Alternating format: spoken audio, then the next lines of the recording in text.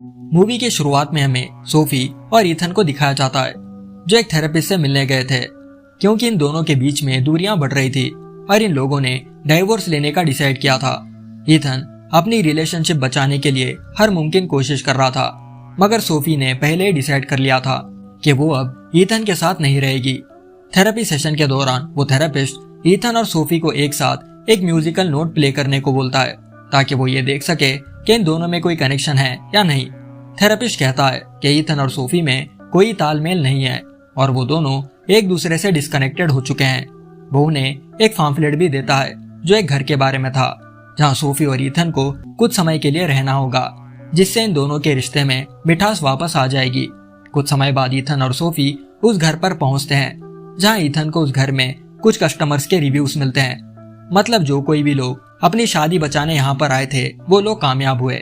रात के समय जब ईथन किचन में खाना बना रहा होता है तो सोफी गेस्ट कॉटेज में जाती है और आसपास देखने लगती है। उसे वहां अचानक ईथन दिखाई देता है जिससे वो बात करने लगती है। कुछ देर बाद वो दोनों इंटीमेट होते हैं और एक दूसरे को अपना प्यार इजहार करते हैं। पर जब सोफी वापस मेन घर में जाती है तो ईथन सोफे पर लेटा हुआ होता है।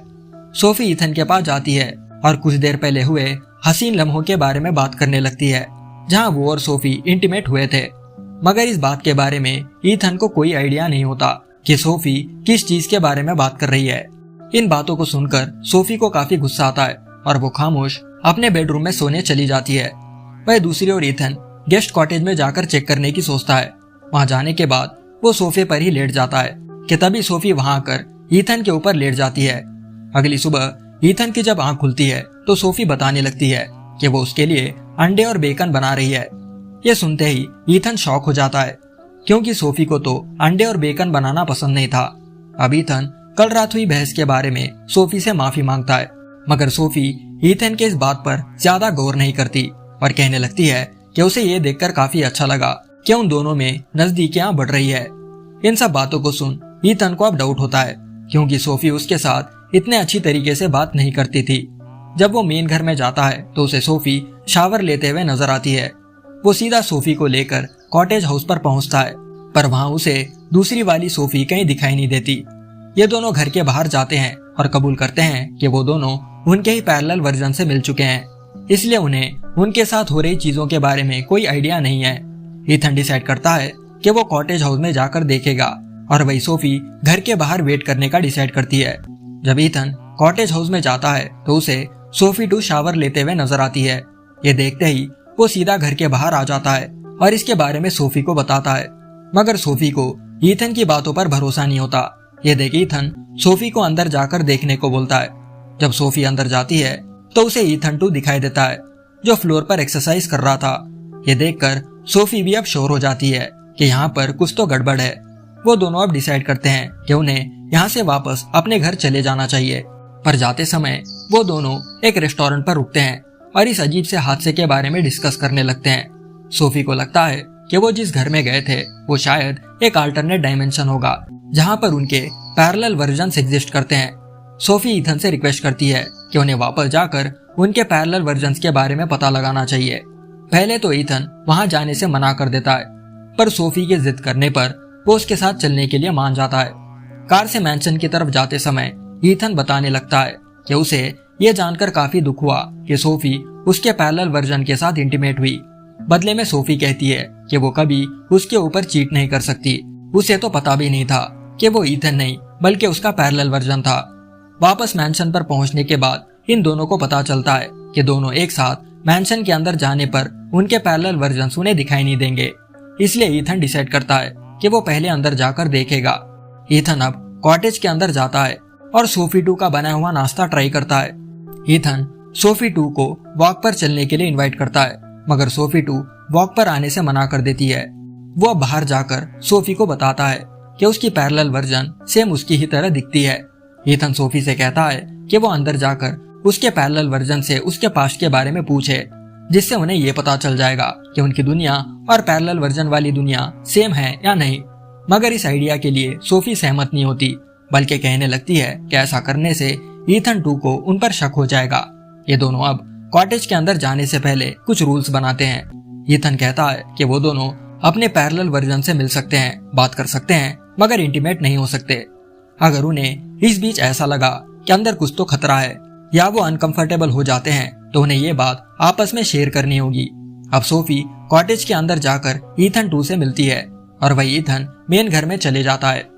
कॉटेज के अंदर सोफी को ईथन 2 दिखाई देता है जो उसकी एक पेंटिंग बना रहा था। ये दोनों एक दूसरे से बात करते हैं और अपने अपने फीलिंग्स को शेयर करते हैं।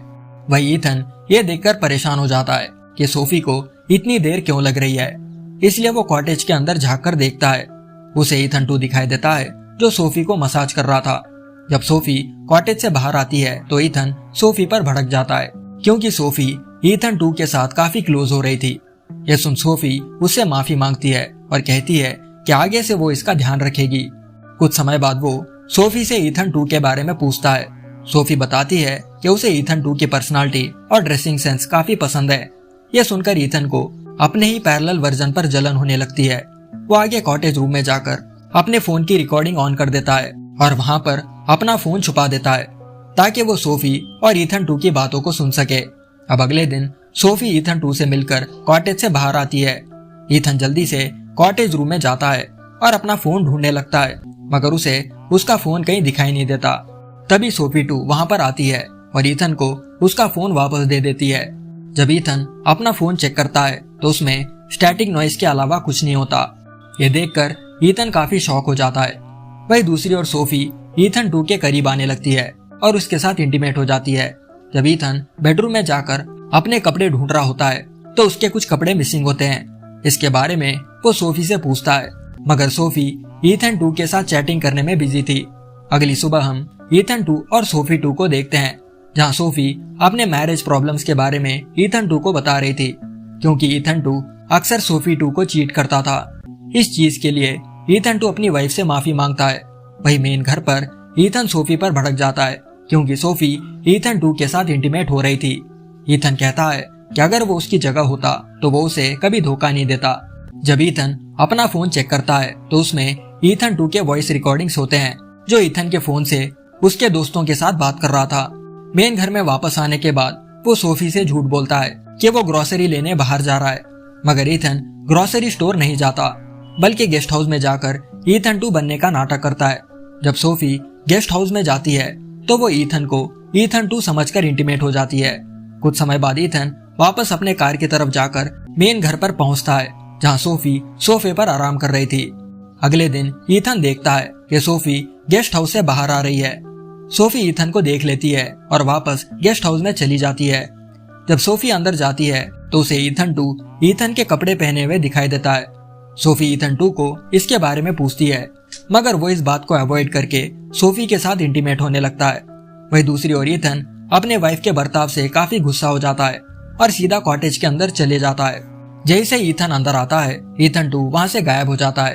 अब सोफी ईथन को ब्लेम करने लगती है क्योंकि ईथन के वहां आने से ईथन 2 गायब हो चुका था।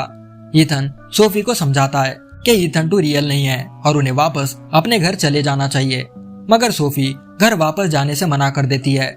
जब ईथन और सोफी मेन घर में जाते हैं तो उन्हें वहां ईथन 2 और सोफी 2 दिखाई देते हैं। अब ये चारों आपस में बैठकर बात करने लगते हैं जहां ईथन 2 बताने लगता है कि कॉस्मिक एनोमली की वजह से उनके पैरेलल वर्जन्स एग्जिस्ट कर रहे हैं और उसे भी ठीक से पता नहीं कि ये सब क्यों हो रहा है। वही ईथन 2 को बर्दाश्त नहीं कर पाता क्योंकि ईथन 2 उसके बाद पीछे सोफी के साथ इंटीमेट हो रहा था। रात के समय ये चारों खाना खाने बैठ जाते हैं जहां सोफी 2 सोफी के ऊपर भड़क जाती है क्योंकि सोफी उसके बाद पीछे ईथन 2 के साथ इंटीमेट हो रही थी और ये बात सोफी 2 बर्दाश्त नहीं कर पा रही थी। वही ईथन 2 सोफी को बताने लगती है कि कल ईथन 2 बनकर सोफी के साथ इंटीमेट हुआ था।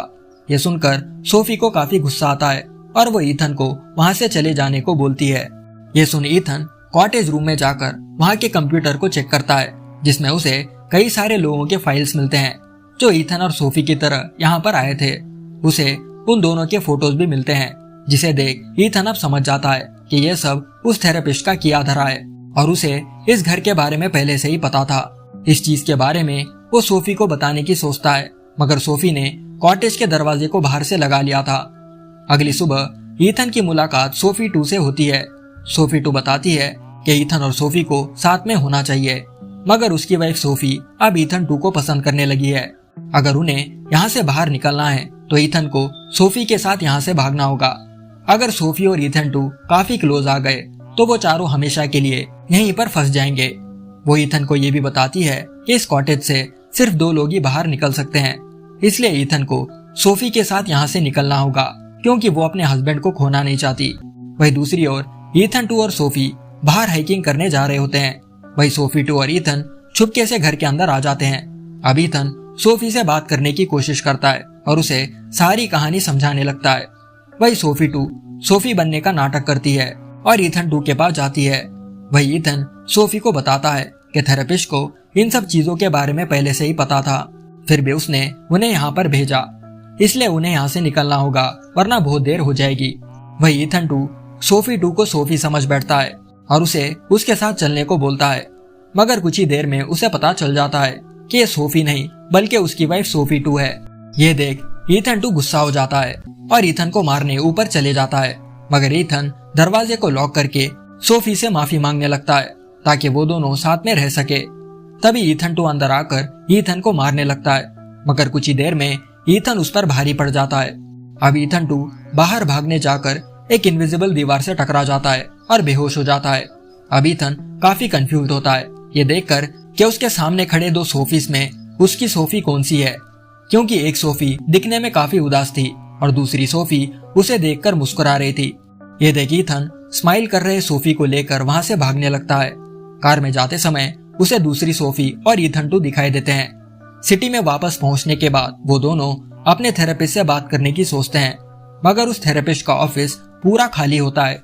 अगली सुबह जब ईथन और सोफी नींद से जागते हैं, सोफी उससे कहने लगती है कि वो नाश्ता बनाने नीचे जा रही है। जब ईथन सोफी से पूछता है कि वो नाश्ते में क्या बना रही है, तो सोफी कहती है कि वो अंडे और बेकन बना रही है।